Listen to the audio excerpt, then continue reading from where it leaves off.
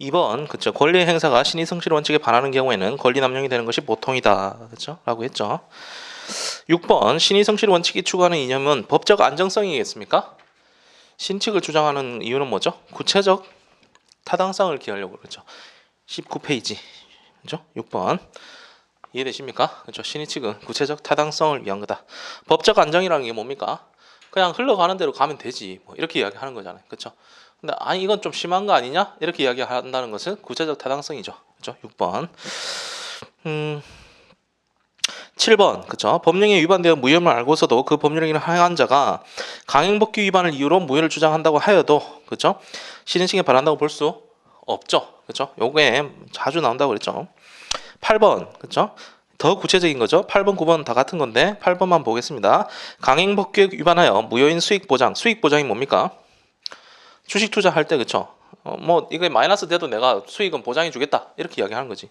수익 보장 약정이 위탁 회사가 먼저 제의하에 체결된 것이라 하더라도 강행법규를 위반한 자가 스스로 그 약정의 무효를 주장하는 것은 모순행위, 특히 제가 그랬죠. 금반은 모순행위 금지 원칙에 반하는 것이 아니다. 그렇죠. 아니다. 네. 그래서 그 밑에도 똑같은 겁니다. 아니다고 쭉 내려가시고 그래서 나머지 판례들은 넘어가도 될 것 같고 그러면 찍힌 판례는 뭡니까? 한보 정태수는 몇 번에 있습니까? 33번에 있겠네요. 그렇죠? 농가도 아니고 농지를 작용할 의사도 없으면서 그렇죠? 농지 부근으로 주소를 옮기고 작용 의사가 있는 것처럼 가정하에서 소유권이 드는 길을 마치고 소유자로 행세한 농지의 매수인이 농가도 아니고 작용 의사도 없었음을 들어 농지개혁법이 저촉되기 강행법이죠. 농지개혁법이 저촉되기 때문에 등기가 무효라고 주장하는 것은 원래는 받아들여줘야 되는데 용납될 수 없다. 그렇죠? 용납될 수 없다. 그래서 얘가 예외라는 거죠. 33번은 악용한 그렇죠. 나머지들은 좀 보시면 될 것 같고요. 36번 인지청구권을 장기간 행사하지 않아서 더 이상 그 권리를 행사하지 않을 것이라고 신뢰할 만한 정당한 기대를 상대방이 가지게 되었다면 실효됩니까? 아니죠. 네, 아닙니다. 그 정도 보시겠습니다. 물론 그 28번, 29번, 30번, 31번까지가 그렇죠. 보증에 대한 이야기죠. 사정 변경. 그렇죠? 사정 변경. 그래서 사정 변경에 대한 지문이 나오면 이런 지문이 나올 거다라는 거죠. 28, 29, 30, 31. 그렇죠? 그 정도 보시고요. 넘어가겠습니다. 문제를 풀죠. 우리 기출문제 1번 법원에 소를 제기하는 방법으로만 행사할 수 있는 권리는 자 우리 시험 범위가 물권이 빠지기 때문에 딱 하나만 알고 있으면 되죠. 뭡니까? 채권자 취소권 생각해 보십시오. 채권자 취소권. 취소권은 뭐죠? 원래 일어난 어떤 채권 관계 그렇죠? 법률 행위가 있었는데 그 행위를 억지로 어떻게 취소시켜서 무효화시키는 거죠. 맞습니까? 그림을 제가 늘 이렇게 그리죠. 갑이 있고 을이 있는데 을이 채무자인데 제3자란 말이죠. 그죠? 제3채무자. 그러면 을이 채무자인데 을이 원래 법률 행위를 했어. 그죠? 그러면 을이 병과 법률 행위를 하는 데 있어서 갑이 뭔가 왈가왈부할 필요가 없죠. 원래 할 수도 없고 없는데 이 법률 행위가 뭐가 되었을 때 사회 행위가 되었을 때 얘는 채권을 가지고 있는데 그러니까 갑은 당연히 채권자죠. 채권자가 누구를 상대로? 병을 상대로 무엇을 행사합니까? 을과 병 간의 이 사회 행위를 취소하는 거잖아요. 취소. 그렇죠? 그러면 이렇게 취소하면 손해는 병이 보는 거죠. 병이. 그러니까 이 병을 보호해 주려면 최소한 어떻게? 법으로 그렇죠? 재판을 통해서 하라는 거지. 그래서 채권자 취소권은 법률상 행사해야 되는 재판상 행사해야 되는 거죠. 그리고 나머지들은 그렇죠? 밖에서도 해도 되는 거죠. 네. 그리고 그래서 밑에 보시면 법원의 판결 효과가 생기는 형성권은 취소권, 그죠? 그다음 나머지는 혼인 취소, 입양 취소, 재판상 이혼권, 재판상 파양권, 친생 부인권 이런 것들은 다 우리 시험 범위가 아니잖아요, 그렇죠? 아니니까 우리 시험 범위에 들어와 있는 것은 지금 채권자 취소권입니다, 그렇죠? 그리고 밑에 그 항변권으로서 제가 그 푸른색 보시면 연기적 항변, 연기시키는 거죠. 일단은 지금 안 돼 이렇게 이야기하는 거, 동시행 항변권, 그렇죠? 있고 영구적 항변권은 거기 뭡니까? 상속인의 한정 승인. 우리 시험 범위는 아니지만 그렇죠. 굳이 찾아보자면 그 셋째 줄에 있는 상속인의 한정 승인이 바로 영구적 항변권이 된다.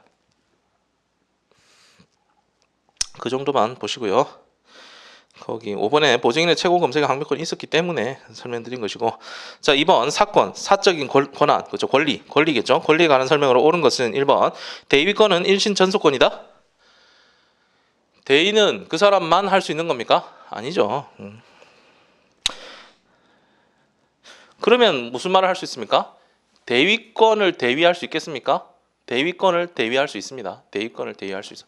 취소권을 대위할 수 있습니까? 할 수 있습니다. 취소권을 대위할 수 있습니다. 대위권을 대위하려면 어떻게 됩니까? 갑을 병 여기 정이 있는 거지, 그렇죠?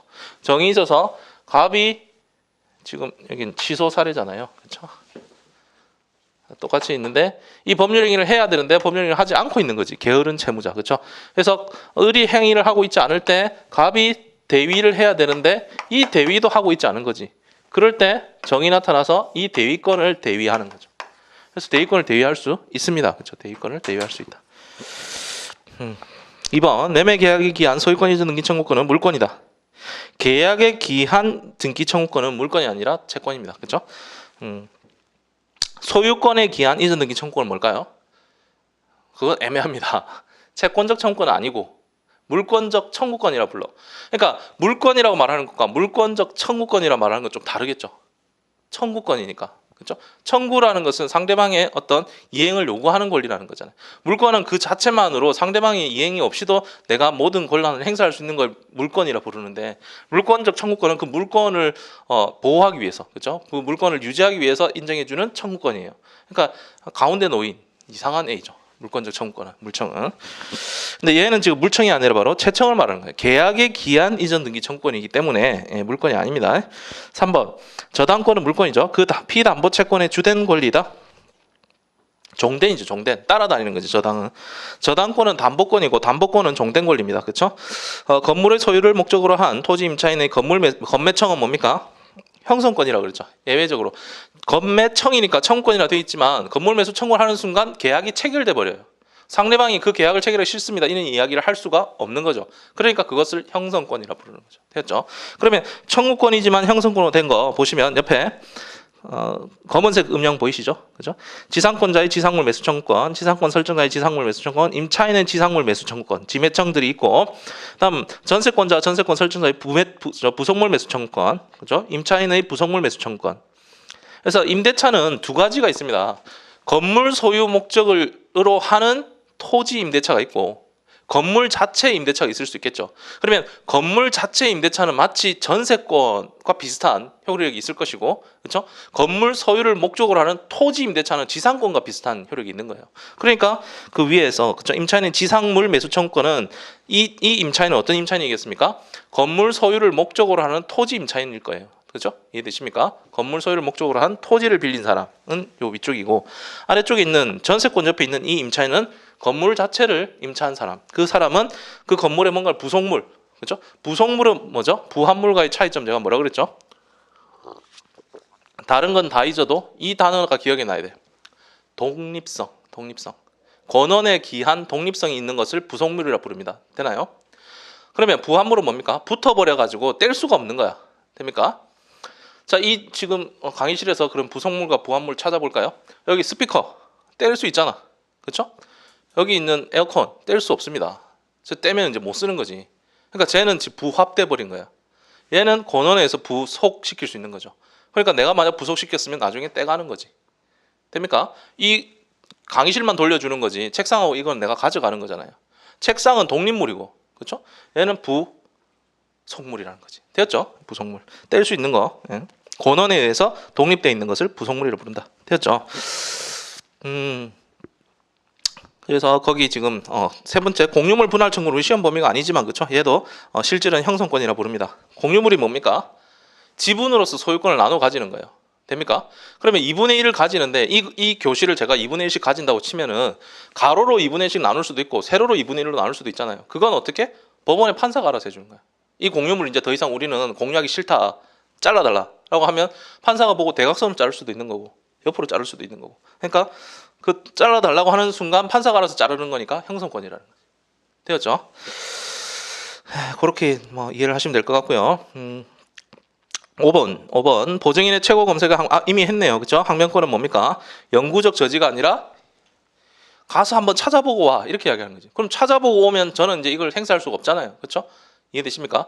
최고 가서 돈 달라고 해봐. 이것이 최고 검색의 검색. 그렇죠? 가서 찾아보고 와. 검색의 항변권. 돈 달라고 해보고 와. 최고의 항변권. 그러니까 최고 검색의 항변권은 저쪽에서 하고 왔으면 이제 행사할 수 없는 거예요. 그렇죠?